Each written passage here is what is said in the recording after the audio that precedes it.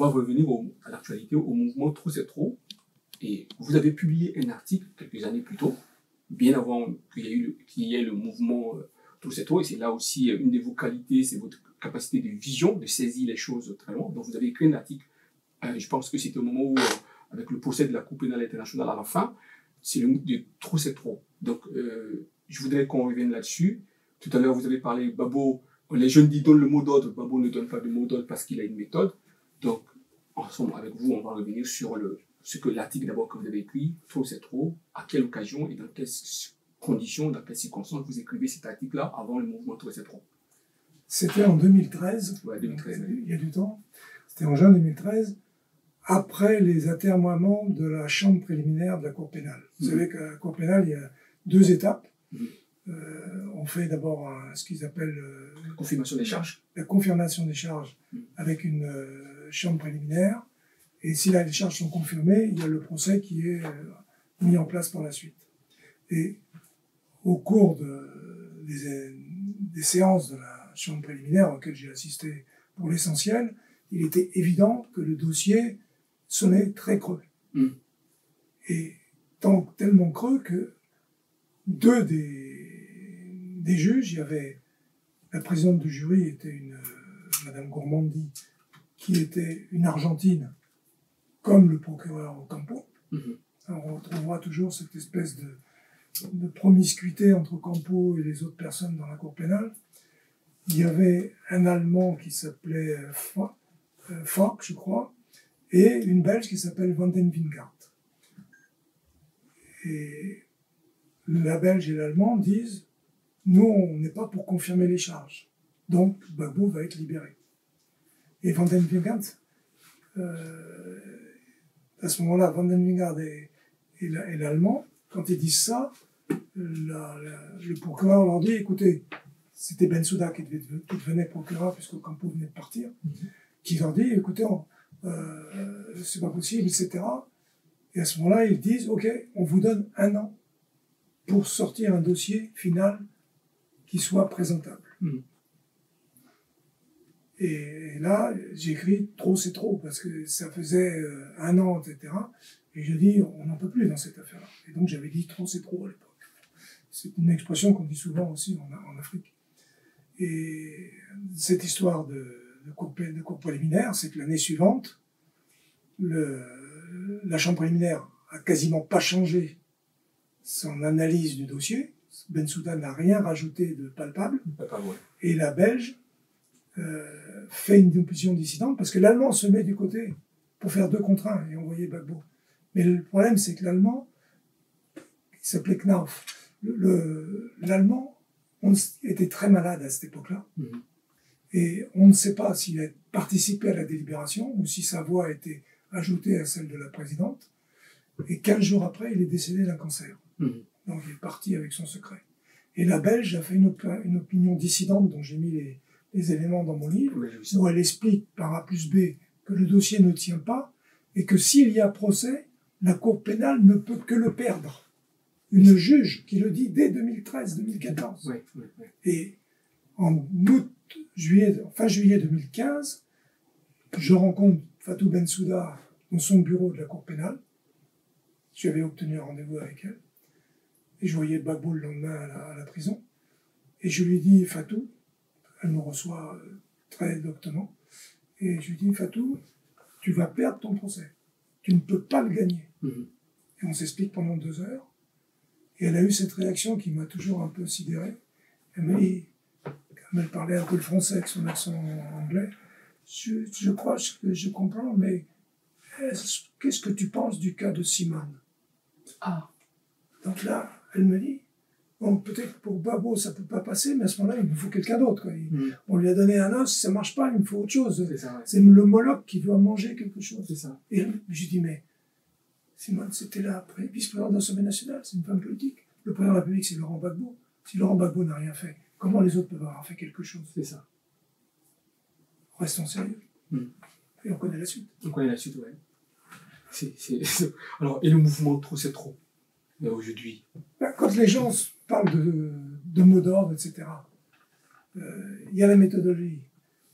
monter les marches. Les Anglais disent step by step. Step by step. C'est exactement ça. Ça ouais. Il faut monter les marches. Ouais. On ne peut pas faire. En 2020, il y a eu. Les gens se sont levés contre Ouattara. Ils ont fait un grand raout au stade. À Montano a voulu donner sa poitrine pour le pays. Aujourd'hui, il est un homme lige de Ouattara. C'est des gens qui n'ont aucune valeur intellectuelle, qui n'ont aucune valeur morale. Quand on veut faire ce genre de choses, il ne faut pas se moquer du peuple. C'est ça. Il faut le faire au nom du peuple. Parce que si le peuple donne sa poitrine, c'est pas pour rien. C'est ça. Et c'est pas d'envoyer des slogans quand on est caché dans un bureau ou à l'étranger. C'est de voir comment les choses sont faisables. Et aujourd'hui, Gbagbo est en train de cristalliser tous les problèmes de la Côte d'Ivoire et de dire aux uns et aux autres. Et quand il dit dans son discours, même pas à Port-Bouilly, au PPA, après en disant, mais on vous a cassé votre... Vous n'êtes pas de mon parti politique. C'est bien, parce que la démocratie, c'est ça, c'est chacun a ses idées. Mais au-delà des partis et des idées des uns et des autres, on vous enlève votre travail pour des raisons non valables. On vous casse votre maison. On vous augmente vos impôts. C'est plus un problème de politique politicienne, c'est un problème de survie, c'est un problème de société. Levez-vous. Bien sûr. Dites que vous êtes des êtres humains, que vous êtes des gens. Et la meilleure façon dans la démocratie, c'est d'aller voter et d'exprimer votre choix, que personne ne pourra vous enlever. C'est ça. Et le mot d'ordre, il vient au fur et à mesure. Mais il faut que les gens soient concernés et aient le sentiment que les gens qui parlent pour eux parlent vraiment pour eux et vont agir. C'est ça. Parce que les gens de 2020, la tête du petit Nguessan a roulé, mais aujourd'hui, les parents de Nguessan disent mon fils, ils ont joué au football avec sa tête et aujourd'hui, ils rigolent dans les palais. Donc, il faut être sérieux. Ouais. C'est l'histoire du pays et c'est l'avenir du pays qui est en jeu. Et il faut des gens qui aient la capacité d'organiser, de gérer tout ça. On est loin des générations, on est loin de l'âge. Ça n'a rien à voir, oui, bien sûr. On est dans la capacité politique et méthodologique d'agir et de faire avancer les choses. Et c'est pour ça d'ailleurs que ça prouve même que Laurent Gbagbo n'a pas pris une ride. N'a pas pris une ride. Pourquoi? Parce qu'il y a un texte de Laurent Gbagbo que vous citez dans votre livre, où il dit, je cite, une nation ne peut pas se construire sans ceux qui la composent. Donc il ajoute, et c'est ce que vous citez dans le livre, il faut que chaque Ivoirien prenne conscience de son rôle et de sa responsabilité.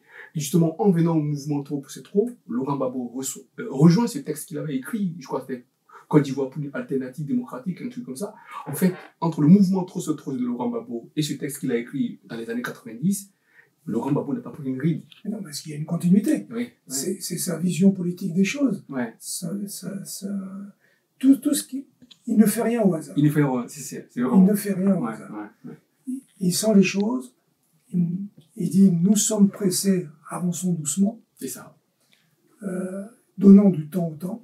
Ce n'est pas que lui qui l'a dit, mais lui il le dit vraiment et il le fait. Le temps est l'autre nom de Dieu. Et le temps est l'autre nom de Dieu. Et puis de temps en temps, il faut savoir donner des coups. Et il y a une phrase que j'aime bien de lui, qui dit, quand on danse avec un aveugle, il faut lui marcher sur les pieds de temps en temps pour lui rappeler qu'il n'est pas seul dans la pièce. C'est ça. Et là, il est en train de rappeler aux uns et aux autres qu'il ne faut plus s'amuser avec la Côte d'Ivoire. Et que la différence avec 2020, elle est fondamentale. C'est qu'en octobre 2020, Laurent Gbagbo, il était à Bruxelles. Aujourd'hui, il est à Abidjan. Ça change. Ça change tout. Complètement. En 2020, je sais, pour avoir été avec lui à Bruxelles, qu'il regardait, et il a dit d'ailleurs, c'était une interview avec Denise Epoté, de TV5 Monde, et quand elle lui parle justement des mouvements de l'opposition qui se passent, il dit « Je suis de tout cœur avec eux ». Mais déjà au fond de lui-même, il sent que on a allumé un feu de paille. C'est ça. Parce que si on veut brûler la maison, c'est pas avec un petit peu... Faites un feu de paille dans une cheminée, où il y a des grosses bûches, vous mettez quelques morceaux de paille, vous mettez une allumette, ça va faire une flamme de 10 secondes. Si vous mettez des petites bûches, vous mettez un peu de papier, vous faites plusieurs départs de feu. Vos grosses bûches, au bout de 10 minutes, c'est un magnifique feu. C'est ça qu'il faut faire. Oui, et c'est justement ça, c'est ce gros feu-là. Et moi, je le vois, ça c'est ma lecture, peut-être que je me trompe, vous êtes très aguerri dans la politique mieux que moi. Avec le mouvement Trop c'est trop, Gbagbo, en tant que stratège politique, on va assister dans les mois qui suivent à l'isolement de M. Ouattara. Oui, parce que ne nous trompons pas, quand je dis feu, c'est un feu démocratique. Un feu démocratique, bien sûr. On est d'accord. L'ADN de Laurent Gbagbo, ce n'est ni de près ni de loin. La violence. La violence, c'est clair. Il a échappé à toutes les violences, par la grâce de Dieu, mais lui, il n'est pas pour la provoquer. Oui.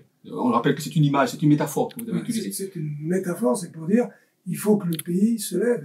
Et trop, c'est ça. C'est qu'à un moment donné, le pays doit se... Et on voit aujourd'hui que M. Ouattara est très isolé. Oui, complètement. Par exemple, sa déclaration de candidature... Il ne peut pas le faire.